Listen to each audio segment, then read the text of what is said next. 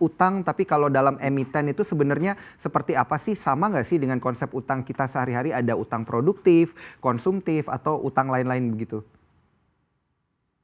Ya, kurang lebih mirip ya, tapi kebanyakan memang kalau untuk di perusahaan itu, hutang itu dipakai untuk hal-hal yang, produktif walaupun ada juga yang, misalnya berhutang tapi untuk, menutup hutang, yang sudah jatuh tempo gitu ya atau dalam kata lain untuk, refinancing gitu. Mhm. Jadi secara umum kurang lebih, sama lah Mas. Baik. Nah, kalau konsep refinancing sendiri ini apabila dilakukan oleh perusahaan terus-menerus itu kan biasa kita dengar juga nih ya melalui informasi yang beredar di media dan lain sebagainya. Ini sebenarnya sehat nggak sih kalau perusahaan itu terus-terusan gitu melakukan refinancing?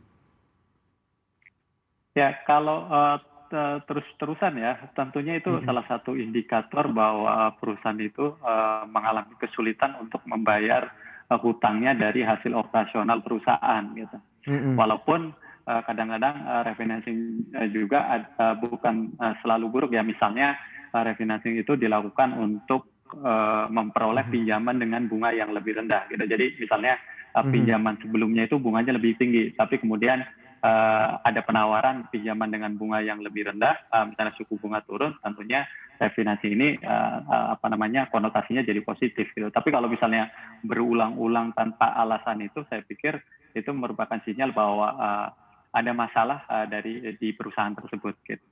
mhm, baik. Bisa nggak sih sebenarnya satu emiten atau perusahaan itu kemudian berutang dengan cara yang sehat begitu, Pak Mino, ini gimana nih konsepnya sebenarnya? Iya, tentunya, sangat bisa sekali ya, Mas. Artinya ketika berhutang itu pihak perusahaan itu, mempertimbangkan, kemampuan perusahaan gitu. Jadi, mungkin nanti kita bisa lihat dari rasio, misalnya kayak rasio debt to equity gitu. Jadi jangan sampai, hutangnya itu jauh berlipat-lipat di atas, ekuitasnya atau, modalnya gitu.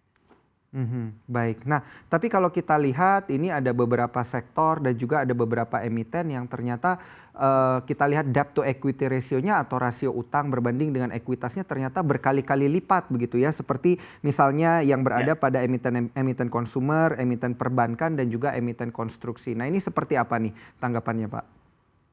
Ya, ini dari 3 contoh tadi ya, dari Mhm, consumer, kemudian, konstruksi dan, eee eee, banking. Itu saya pikir ada satu hal yang cukup berbeda terutama di sektor banking. Karena banking itu kan mhm, usahanya simpan pinjam dan dana, eee, pinjaman dari nasabah atau dana pihak ketiga itu dihitung sebagai utang. Maka, debt to equity rasionya jadi, sangat tinggi. Tapi itu sangat wajar sekali gitu kalau untuk di, sektor perbankan. Karena memang, bisnisnya seperti itu gitu, simpan pinjam, uang, dari pihak ketiga kemudian meminjamkan ke pihak lain gitu.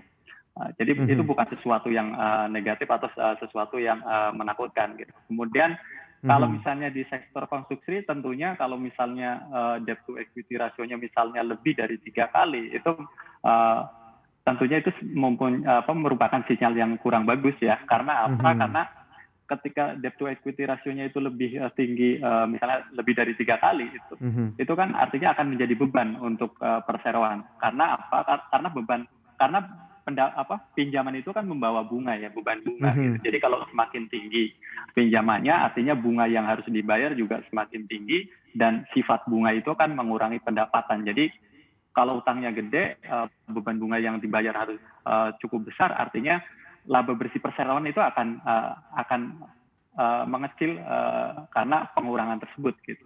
Jadi mhm. memang kalau terlalu besar utangnya ya tentunya dampak ke laba bersih perseroan itu akan sangat negatif gitu.